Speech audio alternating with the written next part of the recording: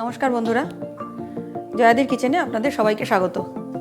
আজকে বানাবো মটন দো পেঁয়াজা। মটন দো পেঁয়াজা অনেকেই অনেকভাবে বানান, তো আজকে আমি একটু অন্যরকমভাবে বানাবো। এটা কি বানাচ্ছি দেখুন এবার। মটন দো পেঁয়াজা করার জন্য আমি নিয়েছি 1 কেজি পাঁঠার মাংস, 4টে পেঁয়াজ কুচি, হাফ বাটি আদা বাটা, হাফ বাটি রসুন বাটা, কাশ্মীরি লঙ্কা গুঁড়ো, 200 গ্রাম টক দই, ছোট পেঁয়াজ, নুন, চিনি, ঘি এবং ধনেপাতা। আর এই রান্নার স্পেশালিটি গোটা মশলা। এতে জয়িত্রী, জায়ফল, গরম মশলা, বড় এলাচ, গোলমরিচ, শাহমরিচ, এটা এই রান্নার স্পেশালিটি। প্রথমে এই যে গোটা মশলাগুলো, এগুলো একটু আমাকে গুঁড়ো করে নিতে হবে। এই আমার গুঁড়ো হয়ে গেছে গোটা মশলা। এবার বাটিতে ঢেলে দেবো। এবার গ্যাসটাকে অন করে করতে হবে। তেলটা গরম হয়ে গেছে, এতে আমি পেঁয়াজ কুচি দেবো। পেঁয়াজটা সোনালি রং ধরা পর্যন্ত। এবার পেঁয়াজটা ব্রাউন হয়ে গেছে, এবার এটা তেল থেকে তুলে নেব। মাংসগুলোকে বাদামি করে ভেজে নেব।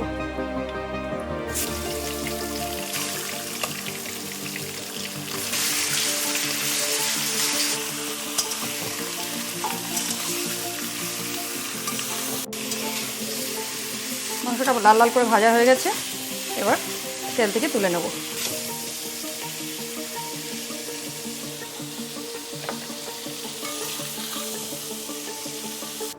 চিনিটা লাল হওয়া পর্যন্ত।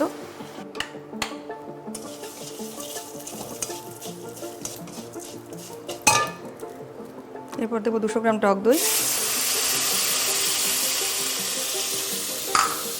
কাশ্মীরি লঙ্কার গুঁড়ো,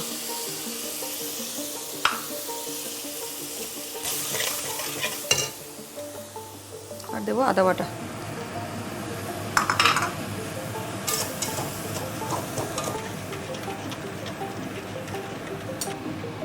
মাংসটা দিয়ে দেবো।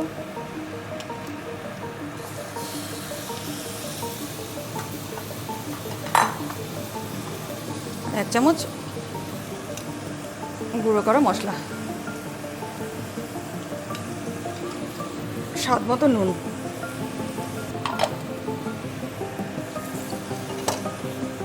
খানিকক্ষণ নাড়াচাড়া করলাম, এরপর এটা সিদ্ধ হতে দেবো।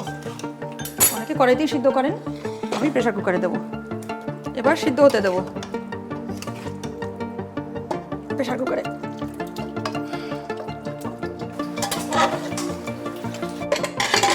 কুকারের ঢাকনাটা লাগে।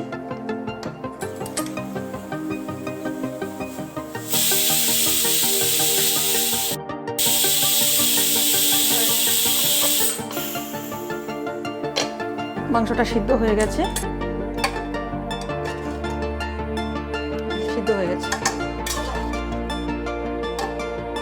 এই অবস্থায় ফুটতে দেবো।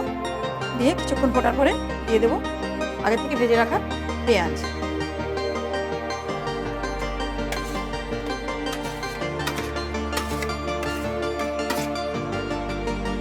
খানিকটা রসুন বাটা,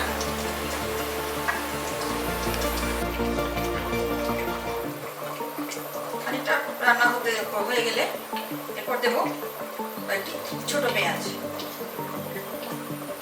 এই পেঁয়াজগুলোই রান্নার আলাদা মাত্রা এনে দেবে। এই অবস্থায় আরো কিছুটা সিদ্ধ হওয়ার পরে এবার দিচ্ছি 1 চামচ রসুন বাটা। এই রসুন বাটাটা 3 ভাগে দিতে হবে। এতে কিন্তু একটুও ভাববেন না যে রান্নার রসুনের গন্ধ আসবে। এইভাবে দিলে রান্নার আলাদা মাত্রা এনে দেবে। আর আগে থেকে গুঁড়ো করে রাখা মশলা,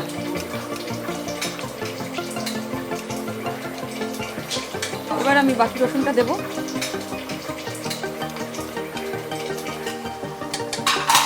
আর আগে থেকে গুঁড়ো করে রাখা যে মশলাটা, এটা অবশিষ্ট অংশটা দিয়ে দেবো। এরপর আরো কিছুক্ষণ হতে দেবো।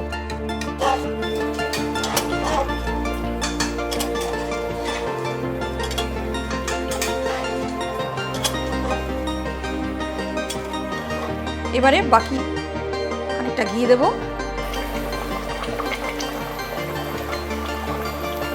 আর কিছুটা ধনেপাতা কুচি দেবো।